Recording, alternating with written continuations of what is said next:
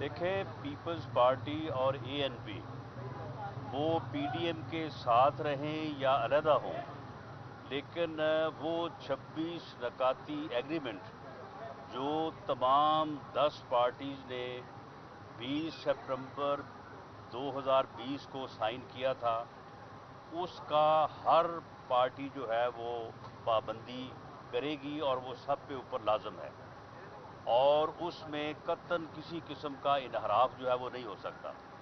और वो जो 26 नकाती जो एक एग्रीमेंट हुआ था, उसमें सबसे पहली बात ये है कि मौजूदा जो सिलेक्टेड रजीम है, ये एक रिग और जाली इलेक्शन के नतीजे में जो है वो इस मुल्क पे मुसल्लत हुआ है।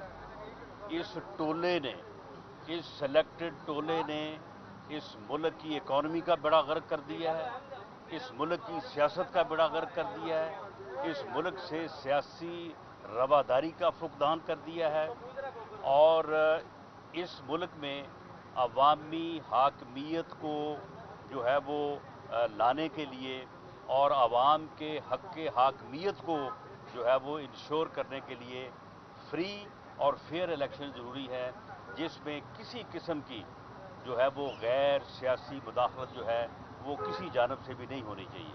तो इसलिए इस जदोजहद में तमाम पार्टी जो है वो यकसू हैं, भले वो पीडीएम के प्लेटफॉर्म से करें या अलहदा अपने प्लेटफॉर्म से करें।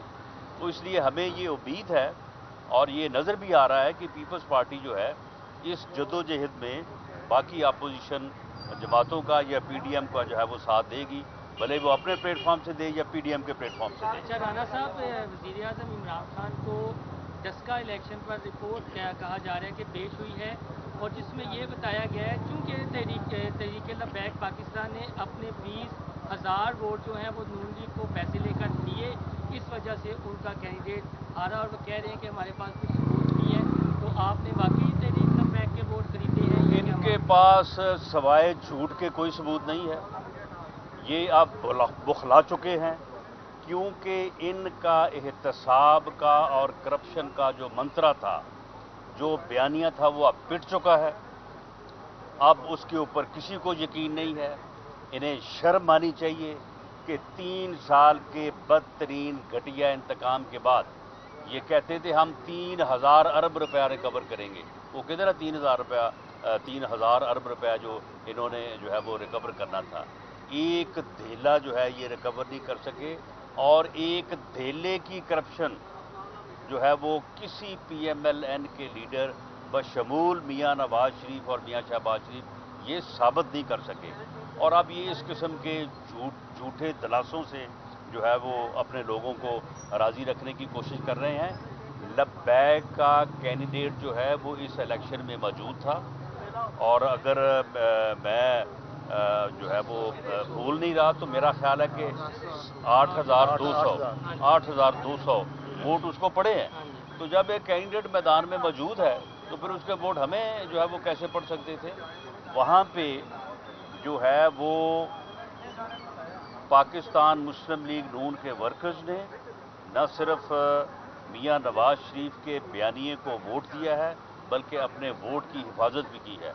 और यही मॉडल जो है वो इंशाअल्लाह ताला पूरे पंजाब, पूरे पाकिस्तान में दोहराया जाएगा, और न सिर्फ वोट को इज्जत दी जाएगी बल्कि वोट की हुर्मत की हिफाजत भी की जाएगी। अच्छा राना साहब, ये बताइएगा कि जो तहरीक लबैक पे पाबंदी लगाई है, कलअदम करार दिया है, और जिस तरीके से इनसे नफरत जमा हुकूमत हुई है, क्या दुरुस्त इकदाम था, यही होना चाहिए था या कोई और लाएमल इख्तियार होना चाहिए?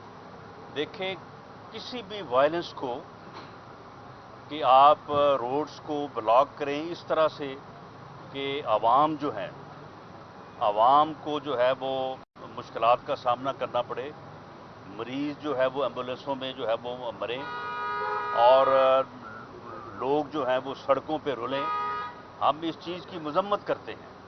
लेकिन ये जो तरीक़ाकार है ये किसने ईजाद किया था?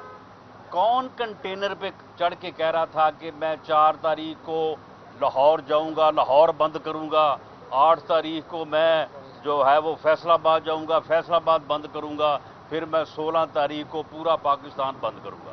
ये कौन था जो ये कह रहा था? ये काबिल मजम्मत है।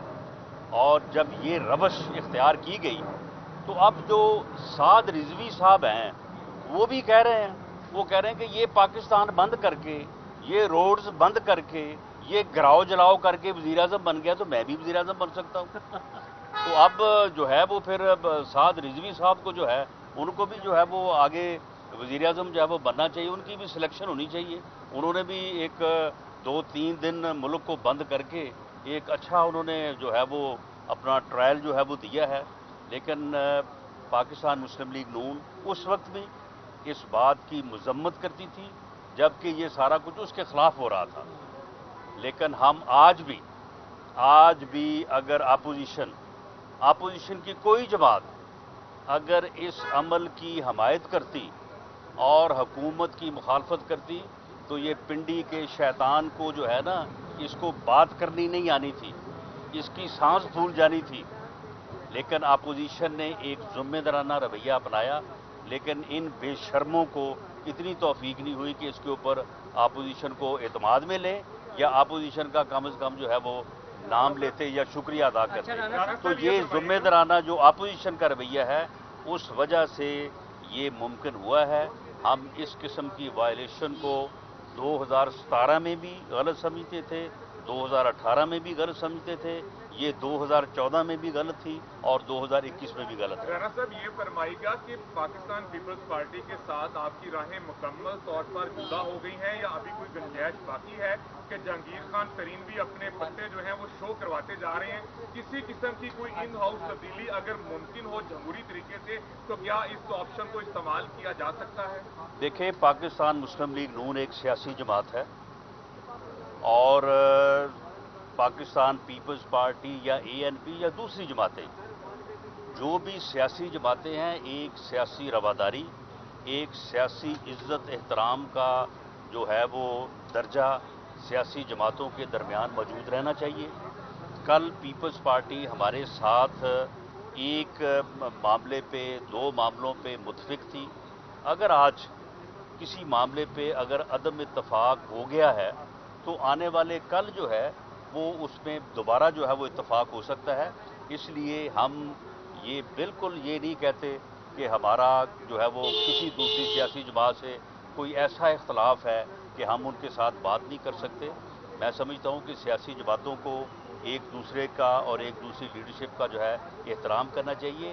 یہ صرف ایک سلیکٹڈ ٹولہ ہی ہے جس کو کسی کا احترام نہیں ہے، جس کو جو ہے وہ سیاسی رواداری کا جو ہے وہ بھی احساس نہیں ہے، اور یہ جو چیز ہے یہ ملک کے لیے، سیاست کے لیے، جمہوریت کے لیے جو ہے یہ بہت ہی جو ہے وہ ڈیمیجنگ ہے۔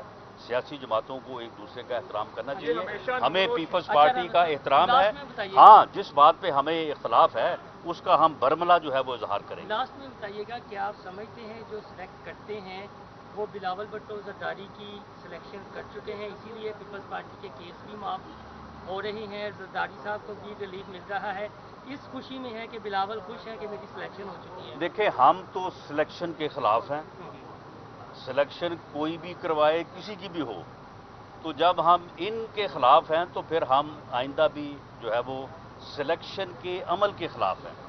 ہمارا موقف یہ ہے کہ یہ سلیکشن کا عمل ہونا نہیں چاہیے۔ عوام کو جو ہے وہ اپنا حق رائے دہی دینے کا اور اپنے ووٹ کی عزت کا، احترام کا جو ہے وہ حق ملنا چاہیے۔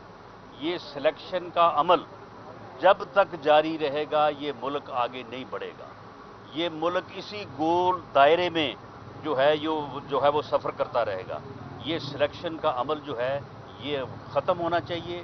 پاکستان مسلم لیگ نون کی یہی جدوجہد ہے، اور میاں نواز شریف کا جو بیانیہ ہے دراصل وہ بیانیہ یہی ہے۔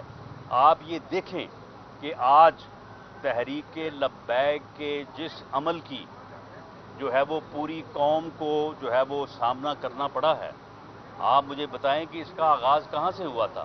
NA 120 سے صرف ایک حلقہ جیتنے کے لیے جو ہے اس عمل کا آغاز ہوا تھا، اور اب آپ دیکھیں کہ قوم کو کتنا مہنگا پڑا ہے۔